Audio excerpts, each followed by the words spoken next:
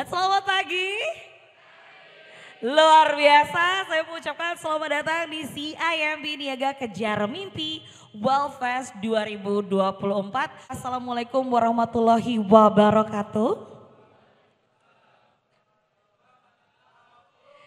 Shalom, namo budaya, salam kebajikan.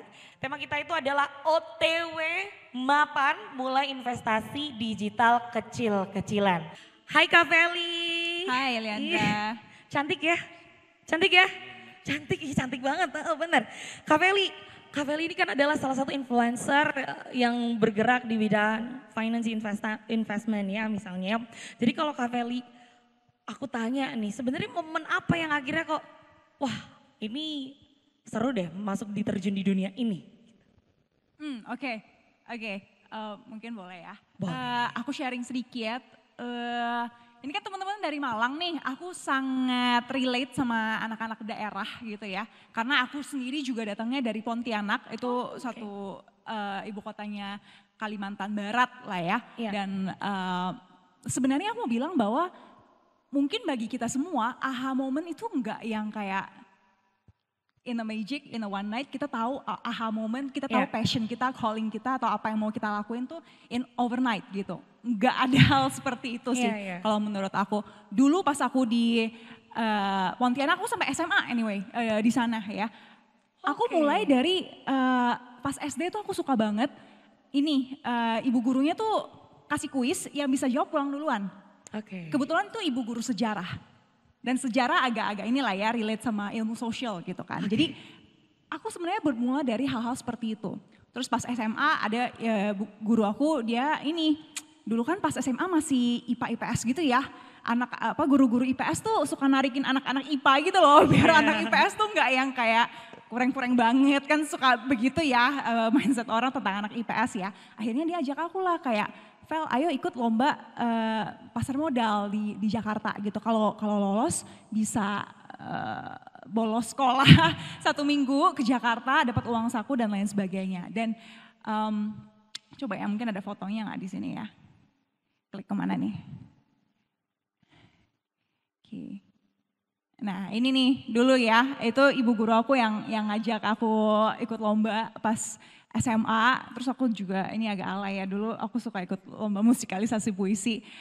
Dan mungkin itu awal mula dari bisa jago ngomong kayak, maksudnya comes with practice lah gitu. Dan awalnya suka musikalisasi puisi sebenarnya. Mungkin boleh next lagi. Nah ini pas aku ikut lomba pertama kali yang ditawarin tuh sama ibu guru ekonomi, ikut lomba Olimpiade Pasar Modal di Jakarta. Ini pas di UI ya, sayang sekali waktu itu belum pernah lomba di Unbrau, tapi akhirnya nyampe juga ke Malang ya. Nah jadi pas aku ikut lomba di Jakarta ini, jadi Kak aku waktu itu 2011 lah ya ikut lombanya. Waktu itu aku belum pernah ke Jakarta actually. Dan di Pontianak ya waktu itu, gedung paling tinggi itu 3 lantai. Mungkin gak relate lah ya, sekarang kan udah banyak gedung-gedung tinggi ya, even di kota Malang sekalipun. Nah dulu pas di Pontianak benar-benar gedung paling tinggi cuma 3 lantai. Dan pas aku ikut lomba ke Jakarta itu, puji Tuhan lolos mewakili Kalimantan Barat, itu gedung Bursa Efek, ada yang udah pernah lihat gedung Bursa Efek belum? Pernah? Pernah ya? Tinggi gak? Tinggi banget, gila, waktu itu kayak aku ngelihat ke atasnya ini memang agak kampungan ya, cuma that's actually what happened to me di saat itu. Gedungnya tinggi banget, kayak aku lihat ke atas kayak nggak habis gitu loh gedungnya. Dan trust me not, itulah sebenarnya awal mula kenapa aku kayak oke, aku mau kerja di industri ini. Karena gedungnya tinggi banget dan keren gitu. I just wanna work there, karena gedungnya tinggi dan keren gitu. Dan sesimpel itu sebenarnya. Dan aku ngerasa kayak mimpi kita tuh datang dari hal-hal kecil yang membuat kita kayak tertarik dan untuk melakukan sesuatu gitu loh. Dan mimpi itu tuh bisa berubah. Jadi it's better menurut aku untuk kita punya tujuan, oh gue mau ini nih. Kalau ininya berubah gak apa-apa. Karena setiap orang, maksudnya kita udah dewasa sekalipun, kita punya mimpi dan tujuan hidup yang berubah. Karir pun berubah yang kita gak bisa tahu kemana gitu loh. Jadi it's better untuk kita punya tujuan yang positif ya. Kalau berubah nanti gak apa-apa. Gitu. Jadi ya probably itu ya sedikit gimana cara aku menemukan aku mau di sini nih gitu. Oke, oke Kak Fel. Berarti memang dari kita melakukan suatu hal yang kecil ya kayak saya pernah dengar apa benar boleh dikonfirm sama Kak Feli. Sebenarnya orang yang besar adalah orang yang punya mimpi besar. Menurut Kak Feli gimana? Menurut aku kita nggak mesti punya mimpi yang besar di Oke, awal oke. gitu. Yang penting kita punya satu tujuan, kecil nggak apa-apa karena tujuan itu boleh ganti ya, as long as itu positif juga Ya. ya. Punya tujuan yang kemudian berganti itu lebih baik daripada kita nggak punya tujuan sama sekali. Jadi punya tujuan biar kita bisa ada nih satu arah, sama lah kayak investasi kita mesti punya goalnya Betul. dulu sebelum kita nentuin kita cocoknya investasi apa. Iya, iya. Dan goal itu yang actually bakal gimana ya, bikin kita lebih on track, bikin kita lebih gerak lah. Iya. Gitu sih Kaliandra. Tapi satu hal yang bikin kakak yakin banget untuk terjun di dunia investasi. Yang yakin banget. Memang awalnya karena alasan yang gak jelas itu ya, gedungnya Iya. tinggi dan bagus itu. Tapi kemudian ternyata aku suka juga gitu loh. oke. Ternyata dunia investasi, mungkin teman-teman di sini mostly FEB ya? Dari, ya gak sih? FEB gak sih? FEB, FEB ya? Ada yang nggak dari FEB nggak? Oke, aku assume nggak ada kali atau ada tapi dikit ya. Memang ekonomi investasi itu kelihatannya kayak ngitung-ngitung atau menghafal, tapi yang bikin aku kayak ini aku suka banget karena aku nemuin ternyata ekonomi investasi itu tentang cerita kehidupan kita sehari-hari. Nggak yang ngafal-ngafal banget, nggak yang ngitung-ngitung banget, semuanya tuh ada ceritanya. Oke. Gitu dan ceritanya tuh relate banget sama kehidupan kita sehari-hari. Menemukan cerita itu, makanya aku branding aku investment storyteller karena menurut aku investasi itu actually about story. Oh, that's Dan why. ngerti story-nya itu yang bikin aku oh menarik ya. Investasi ekonomi itu sebenarnya belakangnya tuh seperti ini. Aku suka banget dan Oke. aku ngerasa market appreciate aku juga bisa jadi beda di industri ini. All kinds combine ya, orang bilang ikigai lah ya, aku suka ya aku kebetulan bisa. Ada uangnya juga dan ada dampaknya untuk masyarakat. Dan I go here. Keren ya, awalnya dengan sangat simpel ya. Selanjutnya kita mau tanya ke Bapak Naresh. Bapak Naresh, tadi kita kalau membahas soal Kak Feli ya teman-teman, kita ngebahas soal Kak Feli akhirnya terjun di diri karena memang pada akhirnya jadi suka gitu. Menurut Mr. Naresh, can I speak Indonesian or you want me speak English? Dua-duanya boleh. Oh great, Bapak Naris bisa bahasa Indonesia ternyata guys.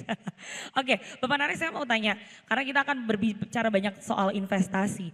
Menurut Bapak Nares sebenarnya kenapa investasi ini sangat penting gitu? Apalagi mungkin teman-teman jauh dari pandangan bahkan untuk ini adalah satu poin yang penting atau bahkan aku bahkan suka investasi itu adalah hal yang sangat jauh. Menurut Bapak gimana?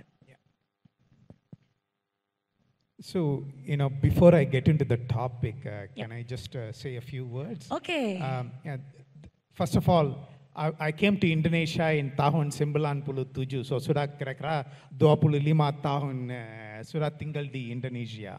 But hari ini pertama kali saya datang ke universitas. So once again, I want to take this opportunity to thank all of you as well as the executives from CIMB Niaga for this wonderful opportunity.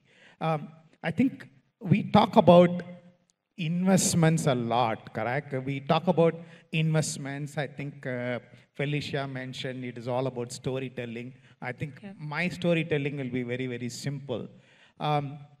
If you have money today, what you can do with the money?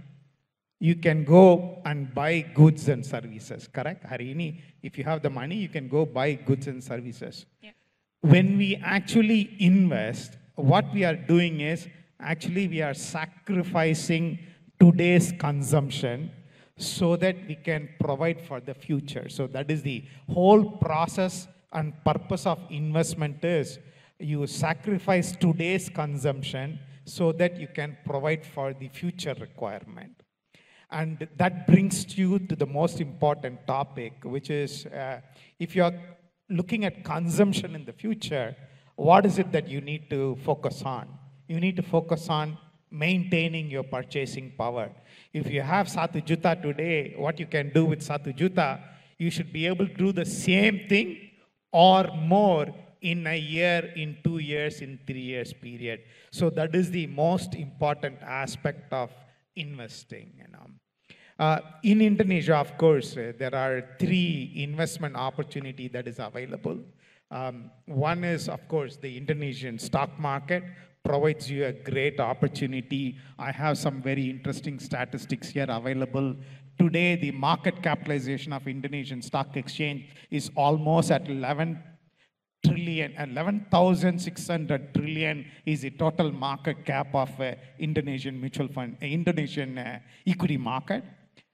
That is almost 56% of our GDP. That is how big the Indonesian capital market is.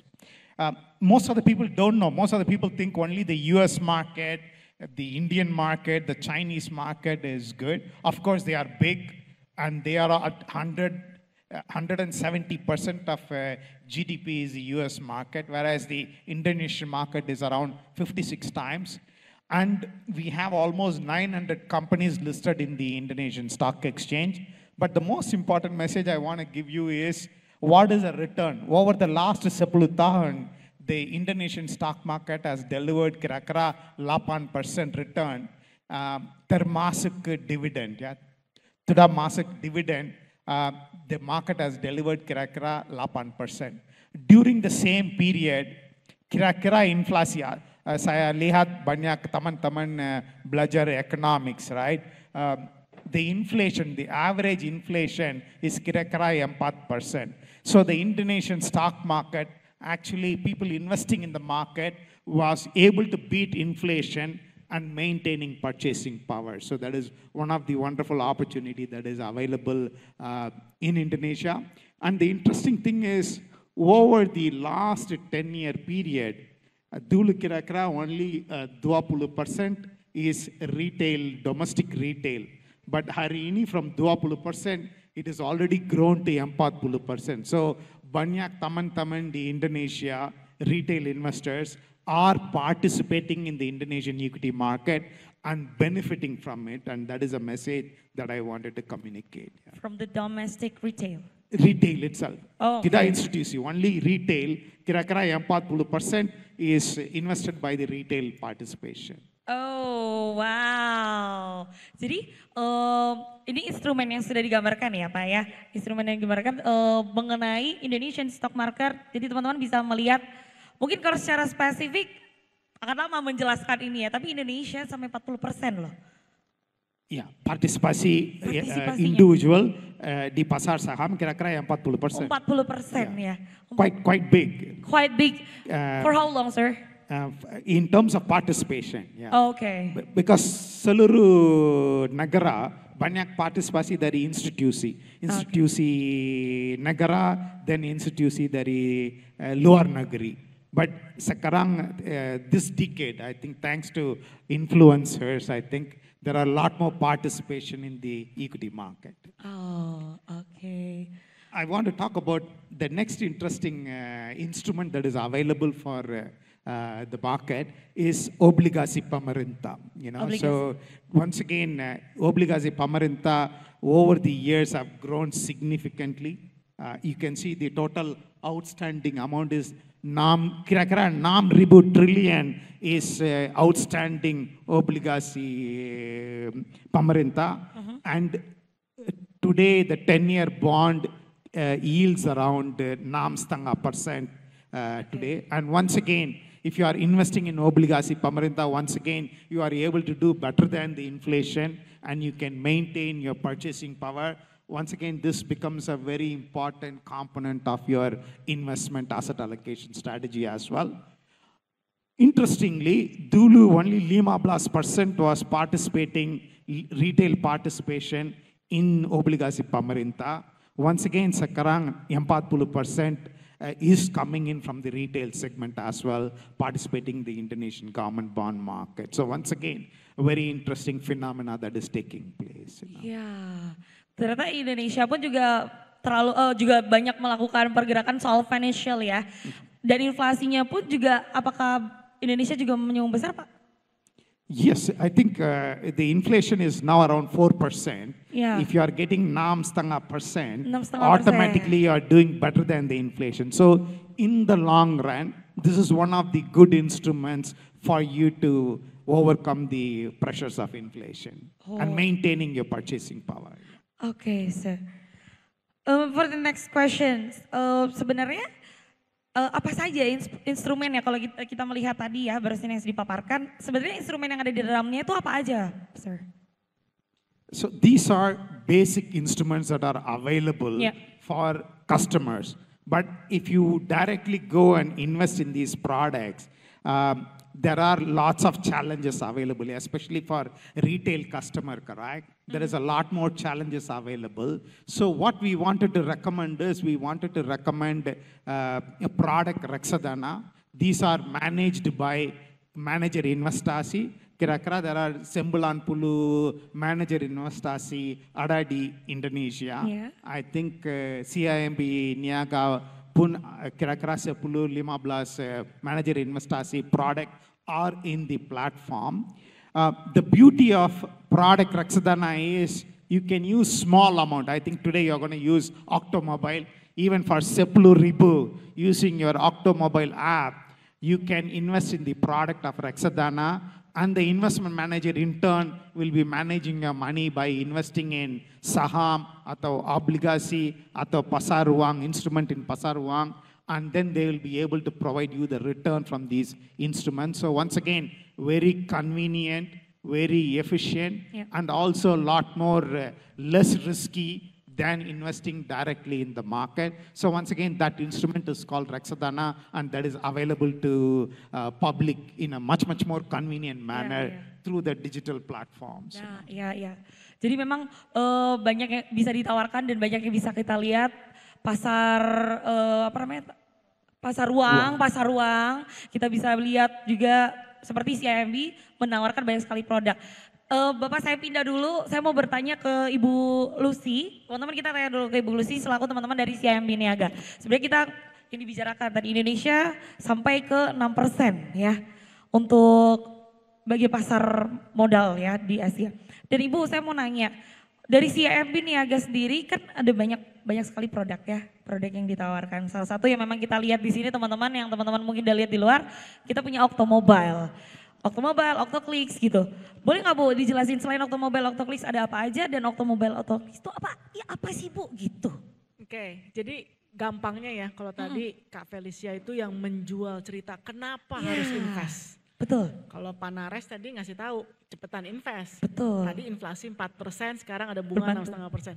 Saya punya tokonya. Oh, iya, Jadi Bu, kalau iya udah punya. mau jual, nih semua mau belinya kemana? Belinya di saya. Pakainya apa? Octomobile. Nah, jadi sebelum saya cerita lanjut, saya mau kasih lihat satu video dulu ya terkait dengan sebenarnya investasi itu apa dan bisa dapat apa di Octomobile. Ya.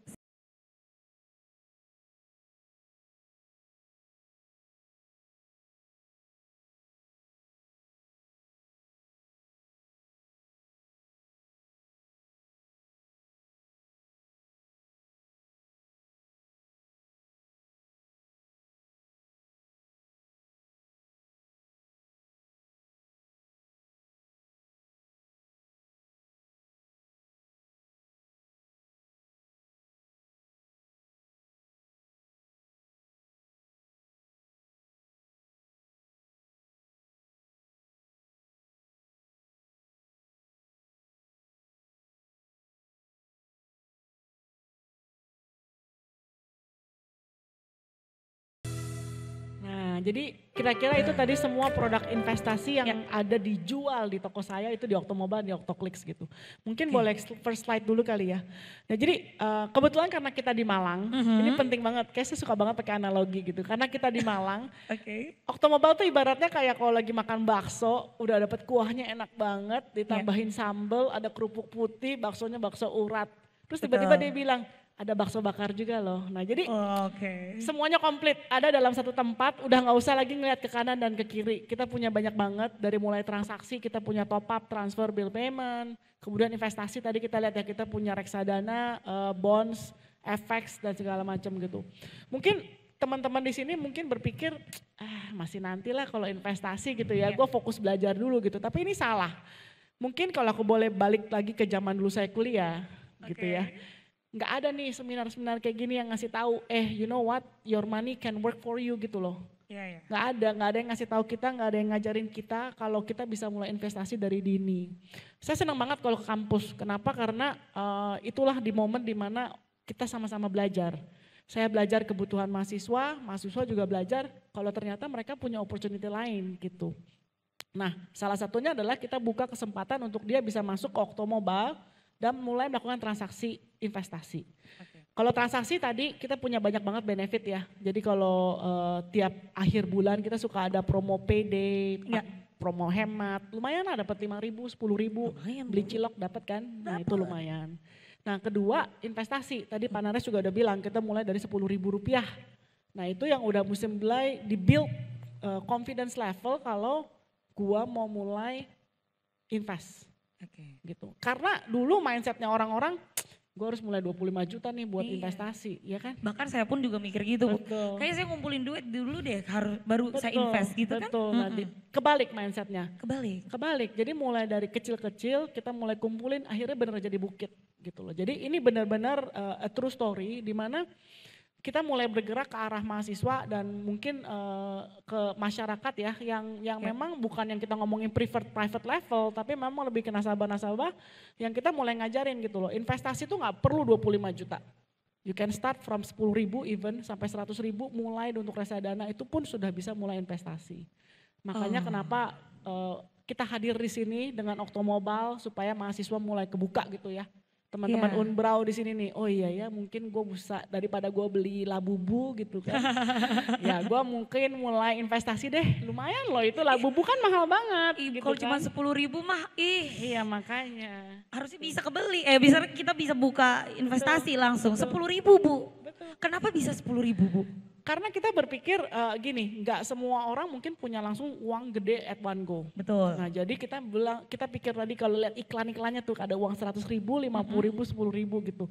Why not start dengan 10.000 gitu yang mungkin semua orang punya uang 10.000 di dompetnya dia yang dia bisa pakai untuk ya udahlah gue mulai investasi hari ini. Gitu. Oh, berarti ini dipermudah sama CIMB teman-teman investasi kebalik ya Bu mindsetnya ya. Nggak butuh uang nanti kita, kayaknya aku punya 1 juta dulu deh. Supaya mungkin dalam pikirannya adalah supaya nanti bunganya akan jauh lebih besar ketika investasi. Betul. Iya kan, tapi ternyata salah Bu ya. Salah. Kita bisa ya. Bisa mulai. Benefitnya apa Bu saya nanti? Benefitnya banyak banget. Jadi tadi dari kecil-kecil jadi bukit. Contohnya yang paling dasar ya. Kita baru buka ada tabungan emas di Octoclicks gitu ya. Saya pertama kali beli emas itu waktu itu masih 1.100.000. Sekarang harganya udah 1.300.000 sekarang. 1.4 ya? Iya. Nah tuh, udah untung berapa? 300.000. Benar Bu, iya betul Bu. Nah iya lumayan kan. Dan itu beli gak usah 1 kilo, bisa mulai dari 0,1 gram ya kalau gak salah. Jadi benar-benar dari kecil lama-lama jadi bukit gitu. Oh betul, kita menanam modal di situ ya. Tapi aku lagi galau. Kenapa Ibu? Enggak sih, galaunya lebih karena sekarang ngomongin investasi. Kalau bisa nabung gitu. Tapi di bawah tuh lagi banyak jajanan, jadi pengen jajan juga. Sama Ibu, saya juga pengen jajan di situ. Jadi teman-teman gak apa-apa jajan hari ini karena dapat promo dari Oktomobile lagi balik. Tadi dapat 15.000, lumayan. Nah besok mulai nabung. Gitu ya. Jangan besok Abu, mending hari ini Ya, aja. hari ini juga Kayak besok diet, besoknya itu banyak gitu Ibu. Jangan ya. Kalau kalian, nih teman-teman saya mau ingetin. Teman-teman mumpung lagi ada di sini, CIMB ada di sini, langsung melayani teman-teman.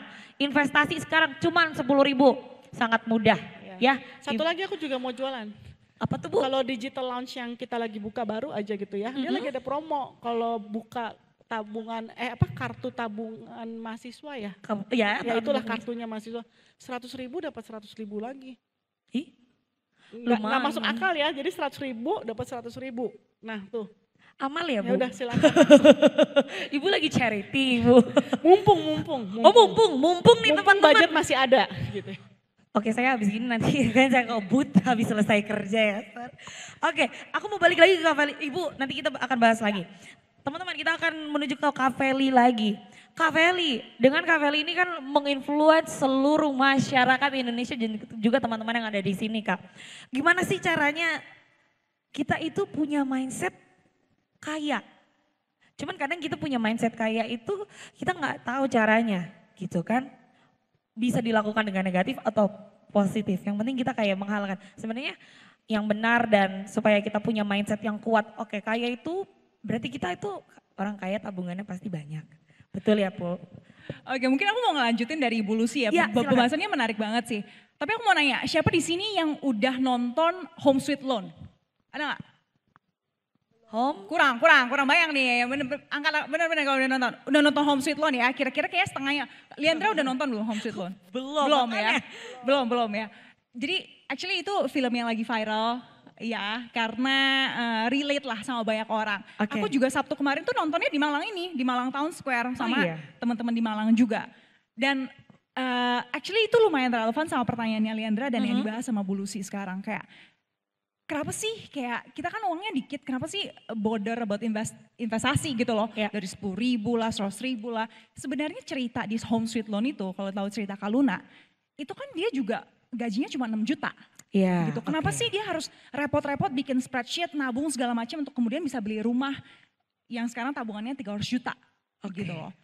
Aku mau bilang bahwa apa yang dilakukan Kaluna, apa yang dideskripsikan di film Home Sweet Loan itu dan diceritain sama Ibu Lucy, itulah yang seharusnya kita lakuin. Justru uang kita terbatas, makanya harus kita atur. Kalau kita sultan ya, kalau kita mungkin Rafathar atau salah satu anak sultan gitu ya, nggak nabung nggak apa-apa bos. Ada warisan dari orang tua, nggak apa-apa. Iya. Justru uang kita terbatas, makanya kita harus ngatur uang. Karena kalau kita nggak memilih untuk ngatur uang, bisa jadi ada kemungkinan kita diatur oleh uang. Jadi milih aja nih, kan uang kita terbatas nih, yang mau ngatur uang atau diatur sama uang gitu. Jadi mindsetnya itu yang memang kadang orang suka kebalik-balik sih. Kayak ya uangnya kecil, returnnya 100.000, 100% jadi berapa sih? Paling cuma 200.000 gitu ya. 200.000 tuh, maksudnya return 100% langsung dikasih ya sama Octoclicks ya. Taruh 100.000 langsung dapat 100.000. Tapi anyway, maksudnya pilihan pertama untuk ngatur uang itu adalah pilihan yang harus kita pilih dari awal gitu karena uang kita terbatas. Dan barang siapa yang maksudnya bertanggung jawab lah ya dalam perkara-perkara kecil 100.000, 200.000 kita bisa atur. Semoga Tuhan yang Maha Kuasa titipin kita nih perkara-perkara yang lebih besar. Dititipin 1 juta, 2 juta dan kita gak bakal pakai itu untuk buat judo atau investasi bodong. Karena dari perkara kecil kita udah mengambil tanggung jawab dengan baik gitu sih. Betul. Iya betul, mindsetnya itu kita harus ganti ya Kak ya berarti ya mulai dari situ. Aku juga mau menanyakan soal, apa sih kita ada istilah FOMO ya Bu. FOMO, YOLO, FOMO, apa itu banyak ya Bu. Nah ini istilah-istilah ini nih kalau misalnya dikorelasikan supaya Kak teknologi digital sekarang sudah mulai sangat maju. Ya Pak Nares, teknologi kita semua serba teknologi. Bahkan semua pun bisa dilakukan tanpa uang tunai, kita melakukan tanpa uang fisiknya langsung. Kita bisa cashless, kita bisa gunakan teknologi yang ada. Apalagi untuk investasi kan berarti kita kan menanam di situ. Kita nggak bisa ngelihat rupanya dan bentuknya gitu. Menurut Kakak dengan investasi yang seperti itu, supaya tetap aman dan nggak rugi itu gimana? Oke. Tetap aman dan nggak rugi gimana? Oke, aku mau bahas yang ini dulu ya, FOMO, YOLO, dan FOPO itu ya. Memang nambah lagi nih satu, selain YOLO dan FOMO nambah lagi sekarang, FOPO sekarang ya. Fear of people's opinion, ya ampun ya makin lucu-lucu aja sekarang ya. Oke, actually aku ada satu slide yang ini pengalaman pribadi aku dan I don't know apakah relevan atau enggak ya. Mungkin boleh dibantu tampilin. Ada nggak di sini yang tahu Corkcicle? Tahu ya? Tahu Corkcicle tahu ya? Kalau baju Mashiro tahu nggak? Tahu? Ada yang pernah dengar nggak baju Mashiro? Kok tahu? Yang cowok lagi yang tahu. Jangan tahu-tahu doang nih, jangan kayak biar cepet doang. Hah? Ada apa? Diminta beliin ya sama ceweknya ya? Nggak, aku mau cerita soal FOMO, YOLO, dan FOPO, dan lifestyle inflation ya. Jadi kalau teman-teman tahu, Corkcicle itu harga entry levelnya yang paling murah 700.000. Baju Mashiro itu pokoknya ini something yang lagi trending lah di Corkcicle udah for quite some time sih di Jakarta ya. Mashiro itu bajunya 850.000 dan bajunya baju kemeja putih gitu loh. Iya. Dan you know what? Aku pokoknya selalu ngerasa aku agak kudet gitu loh. Jadi aku mungkin teman-teman udah tahu benda-benda ini ya. Aku baru tahu Mashiro itu misalnya ya, aku baru tahu 2-3 bulan ini. Dan padahal teman aku yang dia kan ngantor ya, gajinya mungkin 10-11 juta per bulan. Dia udah punya baju itu dari setahun lalu. Corkcicle teman-teman aku, pokoknya aku ada segeng yang dulu anak-anak kampus ya. Dulu aku kampusnya di Presiden University namanya. Semuanya punya tuh Corkcicle. Ada yang kecil, ada yang agak besar, ada yang harganya sejutaan. Ada yang punya Stanley, ada juga yang pokoknya sekarang baru lagi lah, aku nggak tahu apa lagi namanya ya. Dan mereka udah punya itu sejak 6 bulan apa setahun yang lalu gitu. Dan aku baru tahu itu Corkcicle ini mungkin tahun ini. Dan akhirnya aku punya, itu pun dikasih tumbler dari YouTube gitu. YouTube ngasih aku itu Corkcicle. Dan aku ngerasa kayak, iya memang satu aku ngerasa kudet, tapi kedua lagi aku ngerasa kayak, ini teman-teman aku ini apa uangnya nggak ditabung gitu ya? Maksudnya uangnya kemana gitu? Kenapa malah, maksudnya bukan gaji mereka kecil, tapi maksudnya dengan gaji segitu mereka bilang mau beli rumah, mau nikah, mau beli mobil, tapi kenapa mereka malah tahu duluan dan beli punya benda-benda seperti ini gitu loh. Jadi kayak aku ngerasa actually pilihan yang kita lakuin, entah kita mau pakai uang itu untuk investasi atau beli barang-barang branded, mungkin termasuk Labubu sekarang ya, atau Corkcicle atau Mashiro atau apapun itu, pilihan yang kita lakuin itu yang akan menentukan, atau dari situ kita bisa lihat kita bakal jadi orang seperti apa. Dan kita bakal jalannya kemana. Apakah orang yang fears of missing out, fears of people opinion, harus punya semuanya karena nggak mau ketinggalan, atau kita jadi orang yang melawan arus dan bisa stand out lah, karena memang posisi di atas itu sedikit orangnya dan kesepian biasanya, dan makanya harus terbiasa untuk bisa melawan arus, harus biasa untuk nggak takut nih jadi beda, karena orang yang sukses pasti lebih sedikit daripada orang yang tidak sukses gitu ya, apalagi kita masih di Indonesia yang masih negara berkembang gitu. Jadi teman-teman jangan takut untuk ambil jalan yang beda untuk jadi melawan arus, dan nggak perlu takut untuk FOMO atau FOPO atau bahkan YOLO gitu, karena pilihan yang kita lakuin itu actually yang menentukan kita akan jalannya kemana. Menarik sekali, berarti intinya kita nggak usah takut jadi beda ya, kita nggak harus bobo-bobo untuk memenuhi lifestyle, yang penting ya kita harus menabung investasi. Lanjut lagi Bapak Nares, saya mau bertanya, nilai investasi itu pasti juga memiliki resiko Pak ya. Kita punya resikonya di situ. Menurut Bapak dan mungkin dari cara Bapak sendiri, bagaimana cara terbaik untuk bisa mengelola dan mengurangi resiko yang akan terjadi Pak? Silakan. Before I answer that question, I want to have a disclosure, I don't have the Corkcicle, Oh, you don't? I don't have. Okay.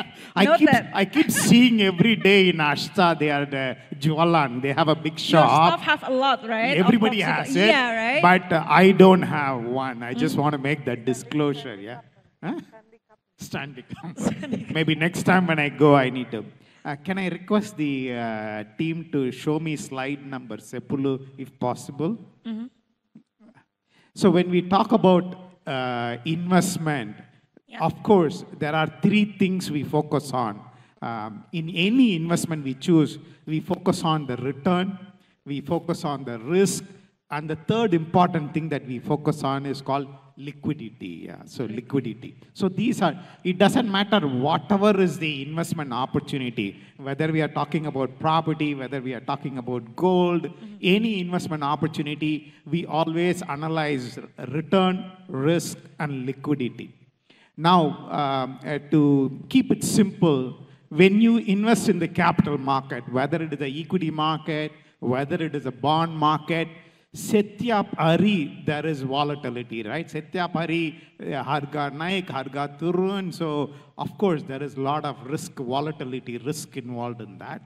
And there is a reason why there is day-to-day movement, because there are so many things that are changing as we speak, and the market is reflecting those changes. So, our advice to manage risk and overcome risk is very, very simple. If you have short-term orientation, then you should always choose less volatile, less risky investment.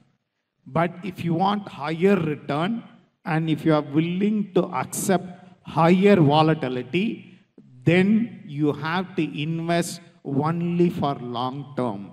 That is how we recommend. For example, if you are investing in Saham, Of course, there are a lot of day traders. Everybody wants to buy today, sell tomorrow, and you want to get wealth soon. If you are lucky, you will get wealth soon, but there is high probability that you may not be lucky, and there will be price volatility. So our recommendation is you should at least have 5-year outlook if you are investing in Saham. And actually, if you look at America, Srikat, where the majority of the pension money goes into Saham, they keep it for 20 tahun, 30 tahun, you know. I think in the first slide I showed how the Indonesian stock market has performed over the last 10 tahun. If you look at it over the last 30 tahun, pasti it will be naik. But if you look at it setiap tahun, there will be volatility. So my recommendation is, when you are investing, you have to keep an eye on risk.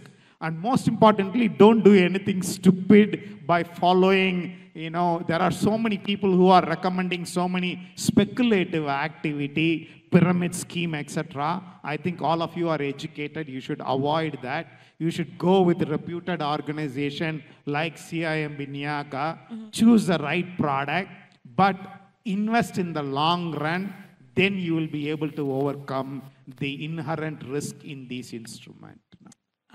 I see. Jadi di sini ketika kita berinvestasi ya Pak ya, kita berinvestasi di sini, walaupun di setiap tahun angkanya juga tetap akan naik, rugi pun bukan akan langsung kita minus ya. Yeah. Betul. Saya mau menanyakan juga nih, karena Bapak memberikan tahu itu dan juga CIMB Niaga mempunyai produk yang banyak itu Bu. Saya mau nanya, di CIMB Niaga ada teman-teman yang namanya digital investment anti ribet, itu bisa dijelasin Bu? Bisa. Ya silakan Ibu, saya penasaran. Boleh slide saya yang kedua ya. Jadi gini, pada saat saya bikin digital banking applications gitu ya, by the way teman-teman, saya bikin digital banking applications itu bukan karena saya mau, tapi lebih karena memang kita harus mengikuti arus. Oke. Nah, maksudnya apa sih arus gitu ya? Tadi FOMO, FOPOS, mirip sih gitu. Jadi tapi dengan tujuan. Oke. Kita harus stay relevan ke nasabah kita. Ya. Jadi pertama kita take care dulu dari sisi transaksinya nasabah. Jadi kalau lihat di sini gambarnya gitu ya, kita ngeliatin, kita ngebayangin, oh Oktomobile saya, mobile banking aplikasi saya itu bisa kepake di mana aja dan kapan saja. Sehingga kita bisa mapping out kira-kira transaksi apa yang dibutuhkan. Oke. Nah setelah transaksinya jelasnya dari pagi kita bangun, kita mesti ngisi PLN, mesti ngisi top up dan segala macam itu kita lakukan. At the end of the day kita mesti berpikir lebih lagi gimana caranya bisa mengakomodir tabungan, menyimpan uang gitu ya. Paling gampang, paling simple instrumennya adalah menabung. Iya. Nah tapi kan menabung itu nggak akan memberikan return yang cukup tinggi. Betul. Ya biasa-biasa aja lah, segitu-segitu aja gitu. But akhirnya kita berpikir ya nggak bisa sih kalau cuma nabung doang nih. Kan kita mau uangnya bekerja lebih keras buat kita gitu. Nah jadi akhirnya kita berpikir gimana kalau kita tambahin instrumen tabungan lainnya. Yang menabung lainnya gitu ya, investasi. Ya mulai dari reksadana, bonds dan teman-temannya. Jadi kalau slide berikutnya, makanya kita ngeluncurin campaign kita yang namanya Get Well Soon. Ini yang actually benar-benar mau ngajarin nih ke customer kita, ke nasabah, ke khalayak ramai. Hey investasi yuk sekarang, mulai sekarang semoga nanti kita kaya. Gitu kan, dengan iming-iming seperti itu. Tadi aku setuju dengan statementnya Pak Nares. Ya. When you do investment gitu ya, itu penting banget untuk bisa dipikirkan long run-nya. Itu satu. Yang kedua, don't put all your eggs in one basket gitu. Sorry, aku boleh ganti slide berikutnya, Kak? Nah ini penting nih, kenapa? Jadi kita mesti punya pemikiran uang kita itu mau kemana. Mungkin juga dipisahkan gitu antara uang yang jangka lama saya nggak akan butuh, ya nabung kecil-kecil sampai yang kira-kira mungkin 3 bulan lagi saya butuh. Jadi saya nggak usah taruh di instrumen yang cukup lama. Nah makanya kenapa don't put all your eggs in one basket, sehingga kita hadir dengan berbagai macam jenis produk investasi. Yang mungkin nanti harus disesuaikan dengan kebutuhan teman-teman di sini gitu. Kalau tahu kita mau bayar uang sekolah, let's say 6 bulan lagi, ya jangan taruh uangnya di yang mungkin mesti taruh 1 tahun lebih gitu. Ya. Nggak make sense gitu. Nah jadi mungkin bisa taruh, consider untuk taruh di time deposito yang mungkin 3 bulan, 4 bulan, 3 bulan, 6 bulan gitu. Atau reksadana yang bisa gampang dijual kembali. Nah itu yang nanti kita bisa kasih lihat di sini dan bisa dilihat lah produk-produknya banyak dan banyak banget keuntungan-keuntungan yang akan didapatkan pada saat nanti onboard masuk ke sini gitu. Sudah disediakan banyak juga di sini ya, berarti memang teman-teman produk yang sudah ditawarkan oleh si IM Niaga ini menawarkan teman-teman di mana investasi mulai dari dini ini bisa dilakukan kapan saja. Betul. Ya. Mungkin satu tambahan tadi, aku relate banget sama Kak Felis gitu ya, gaya hidup penting banget. Betul. Pada saat gaji kita mulai dari cuma 6 juta gitu ya, terus tiba-tiba mungkin naik gradually karena karirnya bagus, jadi naik ke 10 juta, 15 juta, 20 juta. You don't have to spend all those money gitu. Jadi ini yang kadang-kadang persepsi orang Indonesia gitu ya agak salah di mana, wah pada saat gue naik gaji gue ke 10 juta, I have to pretend that I have the money and I will spend all my money di situ. Nah ini yang saya banyak ketemu orang-orang yang akhirnya pay later itu jadi laku banget. Pay later itu bukan satu instrumen yang bisa memberikan uang tambahan loh, tapi itu lebih kamu mengutang. And at the end of the day you have to pay for your itu loh, purchase-nya itu pay later.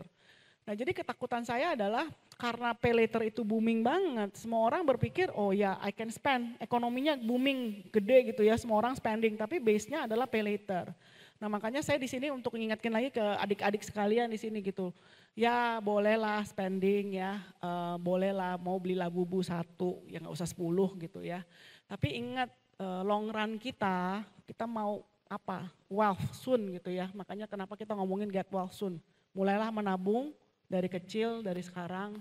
Nggak matters lah amount-nya berapa tapi mulai nabung. Betul. Ini pertanyaan terbuka untuk ketiga narasumber kita di sini. Boleh dijawab bergiliran, Bapak Ibu, Kakak. Saya mau menanyakan soal, kan kalau kita ngomongin soal investment, Ibu Bapak, Kak, ini dari anak muda sekarang ya. Kira-kira nanti akan ada peluang apa yang bisa dimanfaatkan di era yang saat ini? Di era yang semakin berubah dan sangat dinamis ini, sangat cepat. Dan saya juga mau menanyakan sekaligus, kira-kira dari teman-teman di sini termasuk Kak Feli ya, kira-kira prediksi tren investasi di masa depan tuh gimana? Prediksi kita untuk investasi masa depan tuh bagaimana? Karena sekarang pun sudah banyak sekali program-program yang ditawarkan termasuk si IMD juga. Dan saya juga mau menanyakan kira-kira setelah ini yang akan booming apa? Dan juga yang bisa kita manfaatkan dari hal-hal itu seperti apa supaya kita itu bisa jadi sultan Kak di umur segini gitu Kak Feli. Ya. Cek, oke. Tolong ya. Ya tadi Leandra bilang sekarang banyak banget hal yang baru dan selalu berganti-ganti. Ya. Aku justru ngelihatnya akan selalu ada hal-hal baru hari ini, besok, tahun depan. Bertahun-tahun kemudian selalu akan ada hal baru. Dan Betul. kalau yang kita pikirkan adalah kita harus terus ngikut hal-hal baru itu, nggak akan ada habisnya. Ya. Gitu. Dan kita nggak tahu apakah kita masuknya udah telat atau udah pas orang udah mau keluar kita baru masuk dan kita malah jadi exit liquidity, kita nggak tahu. Gitu. Jadi daripada fokus ke apa yang trending atau apa yang happening di luar, aku saranin mending fokus ke diri sendiri. Lihat ke dalam, karena jawabannya ada di dalam diri kita sendiri, look inside. Cocoknya investasi apa? Sebenarnya jawabannya kita sendiri yang tahu. Karena namanya cocok-cocokan gitu ya, nggak ada yang investasi yang paling baik gitu loh, adanya yang paling cocok. Dan untuk cari tahu yang cocok sama kita adalah pertama kita harus tahu kita mau kemana, goalnya mau kemana. Ya. Karena investasi, uang itu cuma kendaraan, itu bukan tujuan. Makanya kita harus tahu kita mau kemana. Ada yang mau beli rumah kayak Kaluna, ada yang mau nikah, ada yang mau sekolah lagi habis ini. Jalan menuju goal-goal itu beda-beda. Jadi pertama harus tahu goalnya dulu apa. Semakin pendek goal kita, produk investasi kita harus semakin yang low risk. Kedua, kita harus tahu, sadar diri nih, kita nih orang yang kayak apa nih? Mau jalan ke satu tujuan, kita nih orang yang kayak apa? Orang yang takut, orang yang mabok darat, orang yang gak suka naik pesawat, atau nggak punya duit buat naik pesawat. Risk profile kita, risk tolerance kita pasti beda-beda. Jadi harus sesuaikan dengan goal dan risk profile kita. Kita mau kemana dan kita ini orang seperti apa gitu. Dan aku boleh tahu nggak di sini ada yang belum mulai invest nggak sih? Ada yang belum mulai invest? Oke, berarti kayaknya udah mulai invest ya. Ya. Kalau belum mulai invest, aku saranin yang paling mudah itu reksadana pasar uang. Itu yang kayak anti rugi lah, low risk dan gak akan kapok. Mungkin bakal bosen nanti, karena kok returnnya cuma segitu, which is fine. Mendingan bosen, menurut aku ya, mendingan bosen investasi daripada kapok. Kalau kapok tuh keluar tuh dan gak bakal invest lagi. Oke. Oke, jadi mendingan bosen mulai dari reksadana pasar uang yang paling low risk, cuma 10.000, returnnya 2-6% per tahun tergantung produknya ya. Baru setelah itu kalau udah bosen, naik level tuh. Bisa ke obligasi pemerintah yang 100% dijamin sama pemerintah. Ini basically deposito tapi dikeluarin sama Kementerian Keuangan lah. Oh ya, betul. Gitu ya. Ada juga di Okto Mobile ya, bisa yang SR, ST, ORI gitu-gitu ya. Atau yang sukuk atau bahkan yang obligasi pasar sekunder yang FR gitu ya. Itu juga kasih fixed return dan dijamin sama negara. Barulah setelah itu kalau misalnya mau naik level lagi bisa ke reksadana indeks atau saham gitu sih kalau menurut aku ya. Mr. Nares. I'm learning a lot today. No, first time I heard anti-rugi. Yeah. That's a very good one. Can I ask the slide number 10, the previous one that showed to be shown? Slide. There is one thing that I wanted to add. Slide number 10, the one that they showed before, please. Slide-nya dong teman-teman. As they pull up the slide, I just wanted to talk about it. Okay. In addition to what Ibu Felicia mentioned, there is one interesting thing I want to talk about, which is the power of regular savings, correct? So I think I have a couple of slides which I want to share with you and give you some basic idea. So this one is called the power of compounding. So if you are able to generate 8% return, if you are investing 1 juta, one-time investment, that 1 juta will be worth 21 juta in 40 tahun. Of course, 40 tahun looks long, okay? Yeah. But I want you to see the next line. The next line is, if you get 10% return, you can see in 40 tahun that 10% return will be able to generate 45 juta. The difference between 8% and 10% is only 2%. But that 2% over a 40-year period can double your wealth. And that is the power of compounding, and that is the power of time that will help you to build wealth. I think I'm 100% with Ibu Felicia.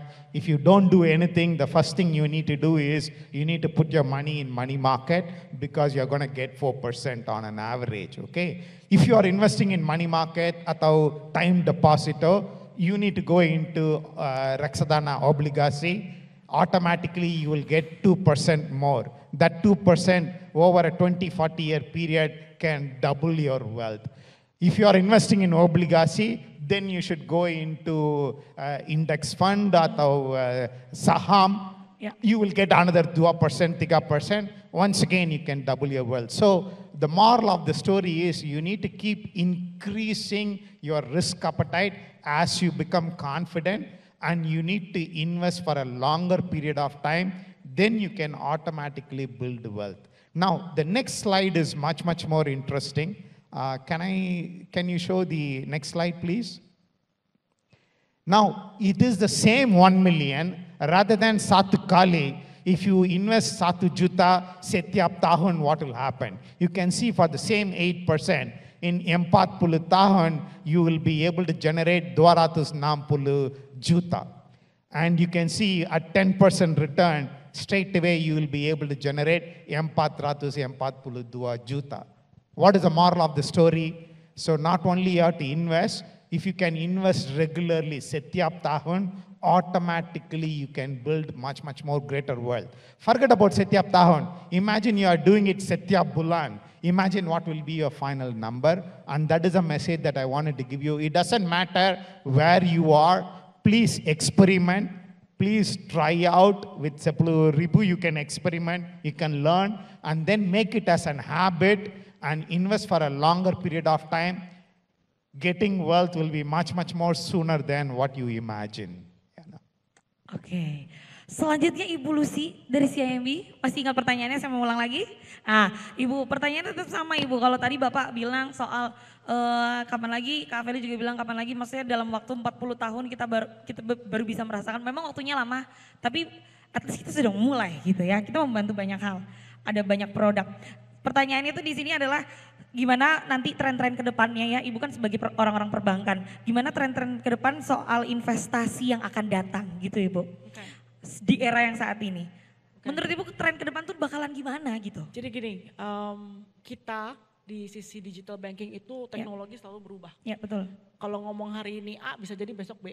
Ya. Kalau kita ngomongin yang kata-kata lagi keren banget namanya AI. Semua orang ngomongin AI, wanna be AI. Apa sih AI? Nah AI itu sebenarnya banyak banget yang bisa diaplikasikan di secara digital gitu ya. Kebetulan di CIMB Niaga kita sudah mulai bergerak ke arah AI. We have a predictive model AI. Kita pakai machine learning juga untuk memberitahukan dan memberikan personalisasi terhadap nasabah. Tadi yang dibilang Kak Felis gitu, kita harus tahu risk profile atas nasabah. Jadi saya harus tahu saya itu risk profile saya itu apa. Ya. Nah obviously produk yang akan dijual pasti akan mengikuti dengan risk profile, itu adalah salah satu AI yang udah bergerak di sana gitu. Jadi jangan sampai kalau risk profile saya rendah, tapi saya ditawarin produknya yang cukup high risk gitu. Ya. Itu kan udah bertentangan ya, nah jadi akan lebih arahnya ke sana. Nah menyambung antara AI sama digital, obviously teknologi-teknologi seperti AI ini akan membantu nanti ke depannya untuk nasabah bikin decision. Saya mau ngambil produk apa ya yang kira-kira cocok. Kalau sekarang ya kita dengerin nih 1 jam kita ngomong di sini gitu ya, mungkin orang nggak akan ngeh gitu, oh ya jadi Indian saya harus investasi apa ya, bingung gitu kan. Nah nanti dengan adanya AI, dengan ada personalisasi, offer-offer yang sesuai dengan segmentasi nasabah tersebut, nantinya ke depannya bisa lebih mendesain kira-kira, oh saya cocoknya ternyata ambil produk reksadana, atau saya cocoknya ngambil ori, atau saya ternyata cuman goal saver tabungan berjangka, karena saya nggak berani banget beresiko gitu. Walaupun returnnya kecil ya, nggak apa-apa gitu loh. Jadi setiap orang itu pasti punya appetite yang berbeda-beda. Nah yang kedua yang paling penting adalah sebenarnya materi edukasi. Again saya bilang lagi, saya nggak dapet nih kayak begini dulu waktu saya zaman kuliah. Belakangan ini juga baru mulai ngeh soal ekonomi karena saya udah mulai terpapar dengan produk-produk seperti investment instrumen gitu. Nah jadi penting banget buat teman-teman di sini terutama gitu ya, yang mungkin masih ada waktu senggang, ikutlah materi-materi kuliah seperti investasi seperti ini, mulai baca-baca, dan even di Oktomobile sendiri pun kita juga menyediakan informasi ya terkait dengan produk-produk apa sih yang kira-kira bisa diambil secara investasi. Nah ini penting, jangan sampai tadi salah langkah ya, saya mau bayar uang kuliah 6 bulan tapi saya ngambil produk yang jangka waktunya mungkin ori 3 tahun gitu yang baru bisa cair. Itu salah banget. Nah jadi baca penting karena kita harus tahu market ke arah mana nanti jadi jatuhnya gitu. Saya setuju. Ibu saya juga mau menanyakan nih, menurut Ibu Lus ini bagaimana pandangan tentang Ibu soal masa depan investasi digital dan sebenarnya menurut Ibu dampaknya terhadap inklusi keuangan di Indonesia, karena saya juga baca berita kemarin inflasi Indonesia juga turun. Betul. Selama beberapa bulan ke depan ini sampai di bulan ini juga. Kalau menurut Ibu bagaimana? Jadi ke depannya again ya, kita udah jarang banget lihat orang ke cabang. Jadi penting banget kita tetap mengembangkan investasi di sisi digital. One stop shop kita bilangnya. Saya kalau pergi ke mall saya udah harusnya bisa makan, bisa belanja, bisa supermarket dan segala macam.